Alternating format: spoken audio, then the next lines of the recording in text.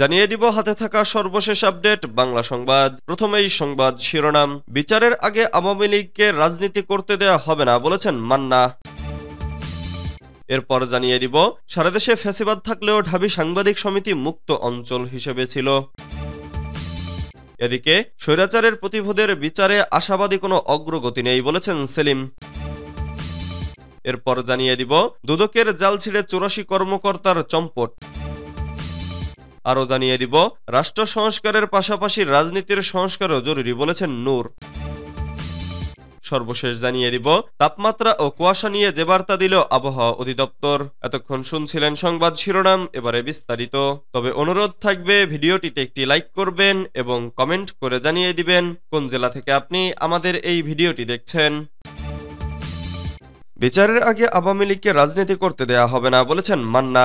আওয়ামী লীগের বিচার হওয়ার আগে দলের নেতাকর্মীদের রাজনীতি করতে দেয়া হবে না বলে মন্তব্য করেছেন নাগরিক ঐক্যের সভাপতি মাহমুদুর রহমান মান্না। শুক্রবার 15 নভেম্বর বিকেলে রাজধানীর উত্তরায় এক গণসমাবেশে তিনি এ মন্তব্য করেন। মাহমুদুর রহমান মান্না বলেন, ক্ষমতায় টিকে থাকার জন্য হাজারের বেশি মানুষকে গুলি করে মেরেছে শেখ হাসিনা। নিরীহ ছাত্র জনতাকে হত্যার দায়ে দল হিসেবে আওয়ামী লীগের বিচার হওয়া উচিত। দখলদারিত্ব, লুটপাটের রাজনীতি নয়। যারা গত 15 বছর ধরে এদেশকে লুট করেছেন, বাংলাদেশের অর্থ বিদেশের মাটিতে পাচার করেছেন, তাদের বিচার হতে হবে। তিনি বলেন, গণঅভ্যুত্থানের পর এদেশের মানুষ নতুন বাংলাদেশ গড়তে চায়। অন্তর্বর্তী সরকার দ্রুত সংস্কার শেষে যৌক্তিক সময়ে নির্বাচন দেবে বলে আশা করছি। নাগরিক ঐক্যের সভাপতি বলেন, মানুষই শেষ পর্যন্ত সিদ্ধান্ত নেবে। জনগণের ওপর কোনো শক্তি নেই। যত বড় দল হোক, মাস্তান দল হোক, যদি জনগণ তাদের না চায় তাহলে তারা সরকার গঠন করতে পারবে না। সারা দেশে ফ্যাসিবাদ থাকলেও ঢাবি সাংবাদিক সমিতি মুক্ত অঞ্চল হিসেবে ছিল।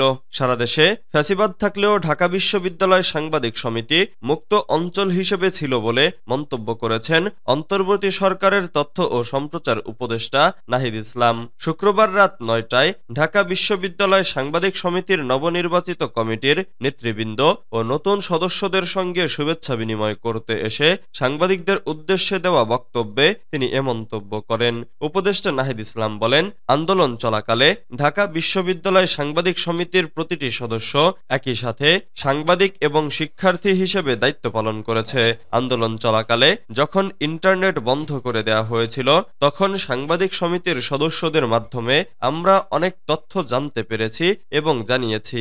তিনি বলেন, শিক্ষার্থীদের প্রতিটি আন্দোলনেই ক্যাম্পাস সাংবাদিকদের সেতুবন্ধন থাকে। মেইনস্ট্রিম সাংবাদিকদের সঙ্গে আমাদের সেতুবন্ধন ছিল এই ক্যাম্পাস সাংবাদিকরা।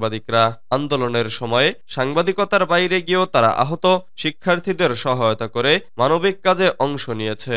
সারা দেশে ফ্যাসিবাদ থাকলেও এই সাংবাদিক সমিতি মুক্ত অঞ্চল হিসেবে ছিল। স্বৈরাচারের প্রতিভূদের বিচারে আশাবাদী কোনো অগ্রগতি নেই বলেছেন সেলিম। আবু সাইদ ও মুগ্ধের যুদ্ধ এখনো শেষ হয়নি, বরং আওয়ামী বাকশালীদের রাজনীতি থেকে চিরতরে বিদায় ও মাফিয়াতান্ত্রিক ষড়যন্ত্র মোকাবেলায় এ আন্দোলন অব্যাহত রাখার আহ্বান জানিয়েছেন জামাতে ইসলামীর কেন্দ্রীয় নির্বাহী পরিষদ সদস্য ও ঢাকা মহানগর উত্তরের আমির মোহাম্মদ সেলিম উদ্দিন। তিনি বলেন, ছাত্র জনতার বিপ্লবের 3 মাস অতিক্রান্ত হলেও পতিত স্বৈরাচারের প্রতিভূদের বিচারের ক্ষেত্রে আশাবাদী হওয়ার মতো কোনো অগ্রগতি হয়নি, বরং তারা অর্জিত বিজয়কে নস্যাৎ ও বিতর্কিত করার জন্য নানাবিধ ষড়যন্ত্র অব্যাহত রেখেছে। শুক্রবার 15 নভেম্বর বিকেলে রাজধানীর ভাটারের নতুন বাজার মাদানী অ্যাভিনিউয়ে জামাতে ইসলামী ঢাকা মহানগর উত্তরের ভাটারা থানা আয়োজিত এক কর্মী সমাবেশে প্রধান অতিথির বক্তব্যে তিনি এসব কথা বলেন। থানা আমির অ্যাডভোকেট রেজাউল করিমের সভাপতিত্বে ও সেক্রেটারি আহমেদ সালমানের পরিচালনায় সম্মেলনে বিশেষ অতিথি ছিলেন জামাতে ইসলামীর কেন্দ্রীয় কর্মপরিষদ সদস্য ও ঢাকা মহানগর উত্তরের নায়েবে আমির আব্দুর রহমান মুসা সহ আরো অনেকে। দুদকের জাল ছিঁড়ে ৮৪ কর্মকর্তার চম্পট। দুর্নীতি দমন কমিশনে দুর্নীতি ও অনিয়মের শত শত অভিযোগ জমা পড়লেও তফসিল বহির্ভূত অপরাধের কারণে বেশিরভাগ অভিযোগ আমলে নিতে পারছে না সংস্থাটি।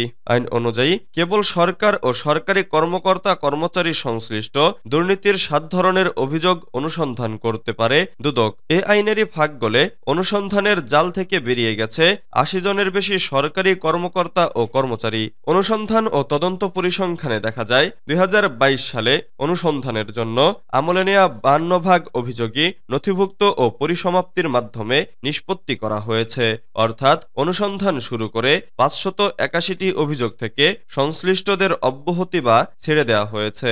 এর মধ্যে অন্তত 84 জন সরকারি কর্মকর্তা কর্মচারী রয়েছেন। জানা যায় 2022 সালের 93টি মামলার আসামিদের এফআরটি দেওয়ার মাধ্যমে দায়মুক্তি দেওয়া হয়েছে, আর এই হার 28%। দায়মুক্তি পাওয়াদের একটি বড় অংশই সরকারি কর্মকর্তা ও কর্মচারী। ওই বছর নথিভুক্তি ও এফআরটি মিলিয়ে 150 জনের বেশি সরকারি কর্মকর্তা ও কর্মচারী দুর্নীতির দায় থেকে অব্যাহতি বা মুক্তি পেয়েছেন। আবার অনুসন্ধান শুরু করেও 581টি অভিযোগ থেকে সংশ্লিষ্টদের অব্যাহতি বা ছেড়ে দেওয়া হয়েছে। রাষ্ট্র সংস্কারের পাশাপাশি রাজনীতির সংস্কারও জরুরি বলেছেন নূর। রাষ্ট্র সংস্কারের পাশাপাশি নিজেদের চিন্তা, সমাজ ও রাজনীতির সংস্কারও জরুরি বলে মন্তব্য করেছেন গণ অধিকার পরিষদের সভাপতি ডাকসুর সাবেক ভিপি নুরুল হক নূর। শুক্রবার 15 নভেম্বর বিকেল 4টায় রাজধানীর লালবাগ এলাকায় এক আলোচনা সভায় এ মন্তব্য করেন তিনি। ছাত্র জনতার জুলাই বিপ্লবে আহতদের সুস্থতা কামনা ও শহীদদের স্মরণে দোয়া এবং বিপ্লবোত্তর নতুন বাংলাদেশ বিনির্মাণ মানে রাষ্ট্র সংস্কার ও জন আকাঙ্ক্ষার রাজনীতি শীর্ষক এ আলোচনা সভার আয়োজন করে গণ অধিকার পরিষদ। ঢাকা মহানগর দক্ষিণের লালবাগ থানা। সভায় নুরুল হক নূর বলেন, জুলাইয়ের গণঅভ্যুত্থানে ফ্যাসিবাদের পতন হলেও এখনো স্বস্তির সুযোগ নেই। ফ্যাসিবাদীরা মাথাচাড়া দিতে চায়, বিভিন্ন জায়গায় চোরাগোপ্তা মিছিল করছে। 5 আগস্টের আগে দলমত নির্বিশেষে মানুষের মধ্যে যে ঐক্য গড়ে উঠেছিল তাতে এখন ফাটল ধরেছে। অভ্যুত্থানের শক্তিগুলো এখন বিভক্ত। গণঅভ্যুত্থানকারী শক্তিগুলোর বিভাজন ফ্যাসিবাদের পুনর্বাসনের সুযোগ সৃষ্টি করবে। তাই রাষ্ট্র সংস্কার ও গণহত্যার বিচারে অভ্যুত্থানকারী শক্তিগুলোকে ঐক্যবদ্ধ থাকতে হবে। তিনি বলেন, রাষ্ট্র সংস্কারের পাশাপাশি নিজেদের চিন্তা, সমাজ ও রাজনীতির সংস্কারও জরুরি। তাপমাত্রা ও কুয়াশা নিয়ে যে বার্তা দিল আবহাওয়া অধিদপ্তর। সারা দেশে আগামী কয়েকদিন অস্থায়ীভাবে আকাশ আংশিক মেঘলা থাকতে পারে বলে জানিয়েছে আবহাওয়া অধিদপ্তর। এ সময় তাপমাত্রা কমতে পারে বলে জানিয়েছে সংস্থাটি। শুক্রবার সন্ধ্যায় আবহাওয়াবিদ খন্দকার হাফিজুর রহমানের সই করা 72 ঘণ্টার পূর্বাভাসে এ তথ্য জানানো হয়েছে। বিজ্ঞপ্তিতে বলা হয়, মৌসুমের স্বাভাবিক লঘুচাপ দক্ষিণ বঙ্গোপসাগরে অবস্থান করছে। এর বর্ধিতাংশ উত্তর বঙ্গোপসাগর পর্যন্ত বিস্তৃত আছে। আবহাওয়া অধিদপ্তর জানিয়েছে, শনিবার 16 নভেম্বর সন্ধ্যা 6টা পর্যন্ত অস্থায়ীভাবে আংশিক মেঘলা আকাশ সহ সারা দেশের আবহাওয়া প্রধানত শুষ্ক থাকতে পারে। সারা দেশে রাতের তাপমাত্রা সামান্য হ্রাস পেতে পারে এবং দিনের তাপমাত্রা প্রায় অপরিবর্তিত থাকতে পারে। রবিবারের পূর্বাভাসে বলা হয়েছে, সন্ধ্যা 6টা পর্যন্ত অস্থায়ীভাবে আংশিক মেঘলা আকাশ সহ সারা দেশের আবহাওয়া প্রধানত শুষ্ক থাকতে পারে। সারা দেশে রাত এবং দিনের তাপমাত্রা সামান্য হ্রাস পেতে পারে। এছাড়া সোমবার সন্ধ্যা 6টা পর্যন্ত অস্থায়ীভাবে আংশিক মেঘলা আকাশ সহ সারা দেশের আবহাওয়া শুষ্ক থাকতে পারে। সারা দেশে রাত এবং দিনের তাপমাত্রা সামান্য হ্রাস পেতে পারে। ভোরের দিকে দেশের নদী অববাহিকায় হালকা কুয়াশা পড়তে পারে। এদিকে বর্ধিত 5 দিনের আবহাওয়ার অবস্থায় বলা হয়েছে, উল্লেখযোগ্য পরিবর্তনের সম্ভাবনা নেই।